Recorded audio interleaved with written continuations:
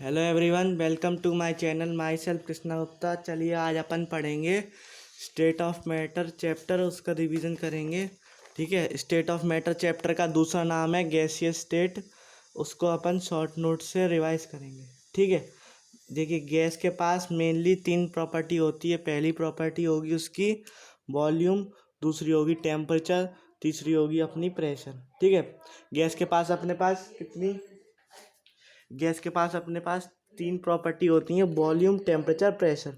ठीक है, अब अपन देखो यूनिट ऑफ वॉल्यूम क्या क्या हो सकती है। देखिए 1 मीटर क्यूब में कितने लीटर होते हैं, 10⁻³ लीटर होते हैं, और is equals to 10⁻³ decimetre cube होते हैं। ठीक है, और 1 मीटर में is equals to 10⁻6 centimetre cube is equals to 10⁻6 millimetre. ठीक है, और 1 लीटर इज इक्वल्स टू किसके बराबर होता है, 1 लीटर इज इक्वल्स टू होता है 1 डेसीमीटर क्यूब के बराबर होता है। और 1 मिलीमीटर किसके बराबर होता है, 1 मिलीमीटर होता है इज इक्वल्स टू 1 सीसी के बराबर, सीसी यानी कि सेंटीमीटर क्यूब। और देखो यूनिट ऑफ प्रेशर क्या क्या होती है, 1 atm is equals to 76 centimetre of Hg। और इसको दूसरे में लिख सकते हैं 760 mm ऑफ Hg। और दूसरी लिख सकते हैं 760 टॉर। और अगर प्रेशर को 8 पास्कल में लिखेंगे तो लिखेंगे 1.01 इंटू 10⁵ पास्कल। और इसको अगर बार में लिखेंगे तो 1 atm इज इक्वल्स टू 1.01 बार। ठीक है, ये तो हो गई अपनी प्रेशर की यूनिट। अब अपन देखते हैं टेम्परेचर की यूनिट क्या होती है केल्विन में। और अगर सेल्सियस में दे रखा हो तो अपन उसमें 273 को प्लस कर देंगे तो टेम्परेचर किस में आ जाएगा, अपना केल्विन में आ जाएगा। ठीक है, अब अपन बात करते हैं, अपने लॉज आते हैं, Boyle's law, Charles law, Gay Lussac law, Avogadro law, इन सब चीज़ की बात करते हैं। ठीक है, बॉयल्स लॉ में क्या होता है, P is inversely proportional to B। और इसमें क्या होता है, टेम्परेचर एंड प्रेशर कांस्टेंट। ठीक है, इसमें क्या होता है, प्रेशर और टेम्परेचर कांस्टेंट। और P V is equals to K. और वो होता है P1 B1 is equals to P2 B2। ठीक है, P1 B1 is equals to P2 B2, P1 B1 is equals to P2 B2। ठीक है, ये होता है। और देखिए इस वाले पे ना आपका जो है इस पे नीट 2021 में एक सवाल आ चुका है इस ग्राफ पे, इसलिए आपको ये ध्यान में रखना है। ठीक है, ये लॉज जो है बहुत इंपॉर्टेंट है। अब अपन बात करते हैं अपनी दूसरे लॉ की, जिसका नाम है चार्ल्स लॉ। इसमें क्या होता है, V is directly proportional to T।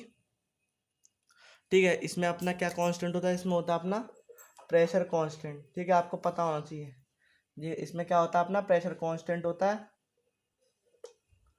ठीक है, इसमें B is directly proportional to T, और B1/T1 is equals to B2/T2। और इसका जो ग्राफ बनेगा B और T का, वो कुछ ऐसा बनेगा। ठीक है, B और T का कुछ ऐसा बनेगा, क्योंकि ये B directly proportional to T है तो इसका ऐसा बनेगा। आपको याद रखना है, अगर कोई भी चीज़ जो है डायरेक्टली प्रोपोर्शनल होगी किसी के तो हमेशा स्ट्रेट लाइन बनता है। और मान लो किसी के इनवर्सली प्रोपोर्शनल होगी, जैसे कि P is inversely proportional to 1/B है, तो इसका हमेशा L शेप में बनता है। ठीक है, ये वाला और ये वाला ग्राफ केमिस्ट्री में भी पूछा जाता है, फिजिक्स में भी पूछा जाता है। आपका ऐसा एक ग्राफ आया था नीट 2022 के पेपर में, फिजिक्स वाले सेक्शन में आया था, डी ब्रॉगली वेवलेंथ पे। ठीक है, तो ये वाले आपको जो है पता होना चाहिए कौन सा डायरेक्टली प्रोपोर्शनल का होता है और कौन सा इनवर्सली प्रोपोर्शनल का होता है। और ऐसा ही एक ग्राफ आपको नीट 2021 में भी देखने को मिला था, नीट 2021 के पेपर में। ठीक है, जब आप इसके प्रीवियस ईयर लगाएंगे तो आपको पता चलेगी। ठीक है, अब अपन बात करते हैं पी वर्सेस 1/B का ग्राफ।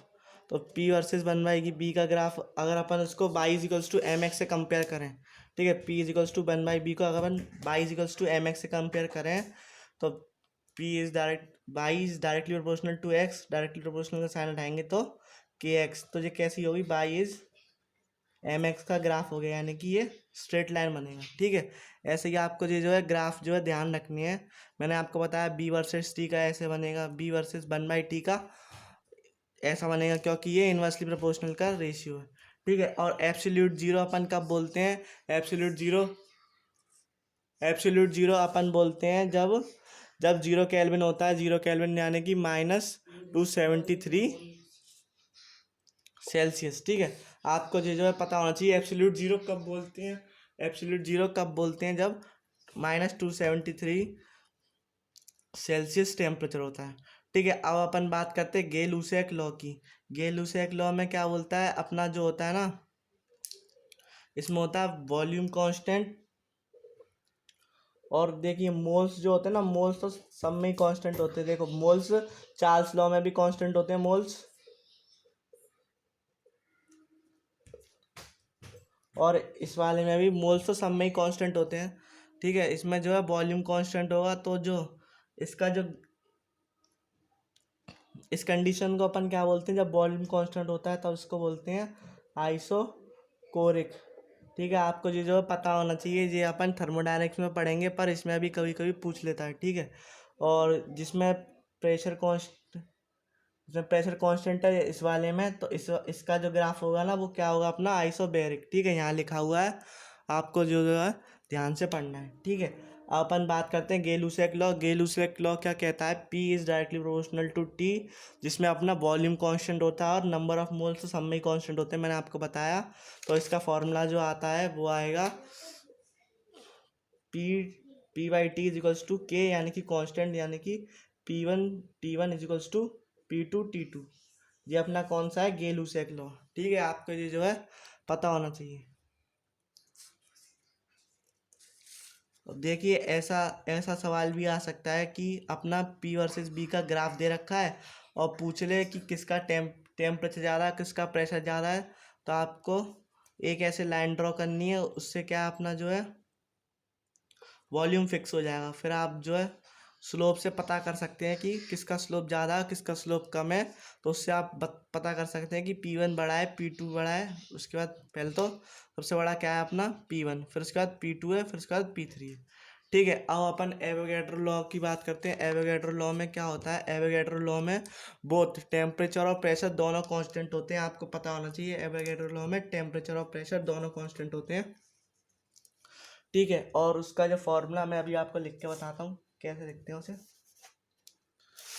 उसमें क्या होता है अपना एवोगैड्रो लॉ में, जो वॉल्यूम होता है ना, वॉल्यूम ऑफ गैस, वो डायरेक्टली प्रोपोर्शनल होता है किसके? मोल्स के। ठीक है, तो जो इसका जो फॉर्मूला बनता है वो बनेगा B1/N1 is equals to B2/N2। ठीक है, ये अपना क्या है? Avogadro law. ठीक है, आपको ये जो है पता होना चाहिए, ये अपना क्या है? Avogadro law. ठीक है, अब अपन बात करते हैं। देखिए अपन इसको ये भी लिख सकते हैं, अगर इसमें नंबर ऑफ मोल्स जो है सेम हो नंबर ऑफ मोल्स, तो अपन की जो इक्वेशन बनेगी वो ये बनेगी P1/B1/T1 is equals to P2/B2/T2। ठीक है, और अपनी आइडियल गैस इक्वेशन तो सबको ही मालूम है, PV is equals to nRT होती है। देखिए इधर क्या होता है? P क्या होता है? अपना प्रेशर। आपको पता होना चाहिए प्रेशर होता है, ये वॉल्यूम होता है, ये नंबर ऑफ मोल्स होते हैं, ये आर होता है, आर यानी कि यूनिवर्सल गैस कांस्टेंट। इसकी अलग अलग वैल्यू होती है। ठीक है, वो अपने कंडीशन पे डिपेंड करती है कि प्रेशर अपना किस में दे रखा है। ठीक है, प्रेशर वगैरह किस पे दे रखा है या टेम्परेचर किस में दे रखा है, उस पर डिपेंड करती है। और ये अपना टी क्या है? टेम्परेचर।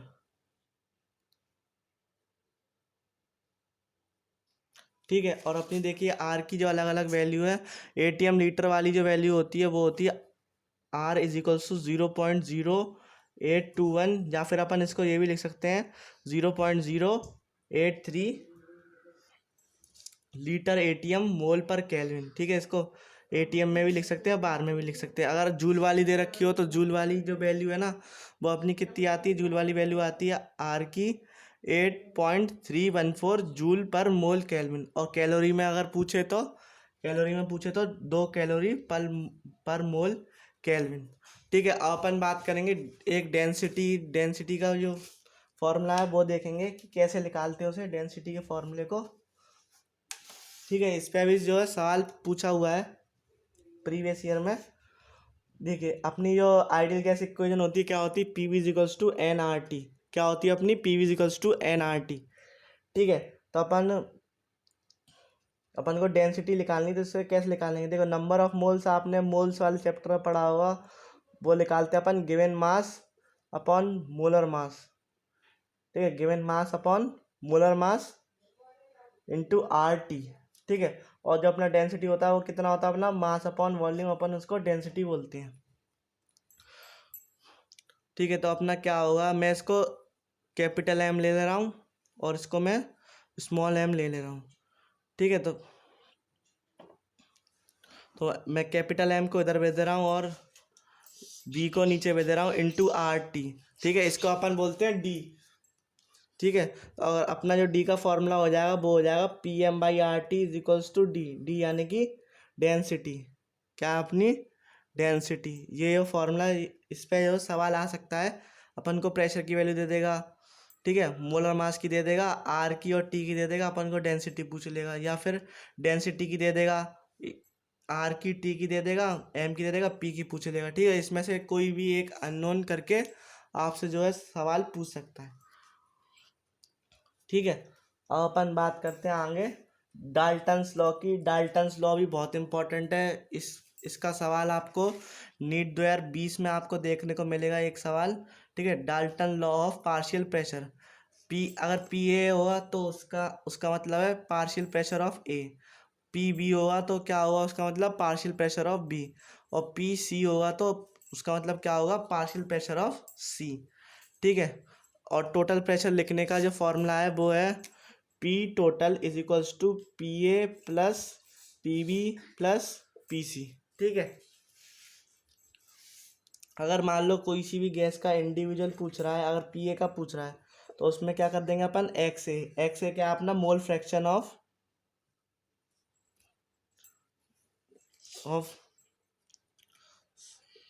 सॉल्यूशन है। ठीक है, इनटू टोटल प्रेशर। अगर किसी का भी पूछे, मान लो बी का पूछे, तो X B into total total pressure total pressure of the solution. ठीक है, मान लो उसका पूछे तो X C into P total. ठीक है, इससे आप निकाल सकते हो। इसी पे ही आपको नीट 2020 में एक सवाल आपको देखने को मिलेगा। ठीक है, जब आप प्रीवियस ईयर सॉल्व करेंगे तो आपको देखने को मिलेगा। अब अपन बात करते हैं कि जो डाल्टन लॉ है वो किस पे वैलिड होता है। डाल्टन लॉ जो वैलिड होता है ना, वो नॉन रिएक्टिंग गैसेस पे वैलिड होता है। जैसे कि वैलिड है ये कौन सी वाली गैसेस पे, आपकी जितनी भी वो है, आर्गन, जिनॉन, क्रिप्टन, इन सब पे वैलिड है। नोबल गैसेस पे वैलिड है ये। ठीक है, और H2O2 इन सब पे भी वैलिड है। पर अगर गैसेस अगर ऐसी आ जाएं जैसे कि NH3, HCl, तो इन पे जो है इनवैलिड है, क्योंकि ये रिएक्टिंग गैसेस हैं। ठीक है, अब अपन बात करते हैं ग्राम्स डिफ्यूजन लॉ। ठीक है, ये इम्पोर्टेंट टॉपिक है इसका, इस चैप्टर का ये। और जो मैंने आपको ये लॉ बताए थे ना, बॉयल्स लॉ, चार्ल्स लॉ, गay-lussac लॉ, और ये वाले भी बहुत इंपॉर्टेंट है। ठीक है, अब अपन समझते हैं ग्राम्स लॉ। ठीक है, ग्राम्स लॉ को डिफाइन करते हैं रेट से। तो रेट होता है, rate is equals to P A under root P A upon under root में एम इंटू टी। ठीक है, मान लो अगर अपन को रेट का रेशियो निकालना हो और अपन को मोलर मास दे रखे हो कि भी दो गैस के, तो अपन कैसे निकालेंगे, या डेंसिटी दे रखी हो तो कैसे निकालेंगे। तो उसका फॉर्मूला होता है R1/R2 अंडर रूट में M1/M2। ठीक है, M2/M1। ठीक है, और अगर अपन को डेंसिटी दे रखी हो तो D2/D1 अंडर रूट में। और मान लो अपन को इसी से अगर वॉल्यूम दे रखा हो और अपन को टेम्परेचर दे रखा हो, तो अपन कैसे निकालेंगे, तो वो निकालेंगे B1/T1 अपॉन B2/T2। ठीक है, अगर वॉल्यूम वाला रिलेशन दे रखा हो तो अपन ये वाला फार्मूला लगा देंगे और ये जो है इसके बराबर हो जाएगा। और मान लो अगर अपन को डिस्टेंस के टर्म में दे रखा हो D1/T1 is equals to D2/T2, और जे भी जो है इसके बराबर होगा। ठीक है, आप इसको रखिए जो है, एक वैल्यू आपको अननोन होगी और एक वैल्यू पूछी होगी, तो आप जो है इससे निकाल सकते हैं। ऐसे ही अगर मान लो इधर मोल्स रख देंगे तो मोल्स दे रखे होंगे तो इधर मोल्स रख देंगे। ठीक है, चलिए इस वीडियो में खाली इतना ही, मिलते हैं अगली वीडियो में। अगर आपको वीडियो पसंद आई हो तो आप इसको लाइक कर सकते हैं, अपने दोस्तों के संग चैनल को शेयर करें और चैनल को सब्सक्राइब करें। तब तक के लिए पढ़ते रहें। ऑल द वेरी बेस्ट, मिलते हैं अगली वीडियो में।